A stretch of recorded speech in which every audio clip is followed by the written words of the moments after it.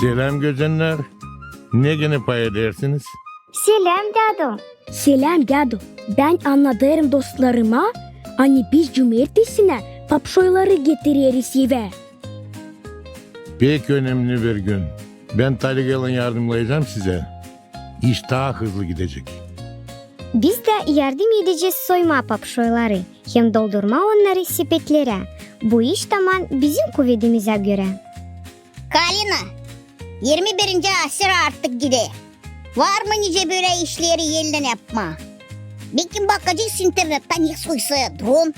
Sanırım hani Kitay'dan ise bu iş için yaptılar. Kelipercik hep kendi dalgasında. Bırak sen bu pustiyaları Kitay'dan. Tezde yapacaklar öyle bir robot Kelipercik. Hani düşünecek senin yerine. Da kişinin kafasında olacak sadece o kadar fayda. Hani paralaya taşıma. Kam ona iş gider.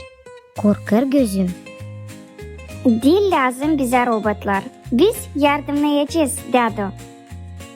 Haydi sister. Ben şaka söylerim.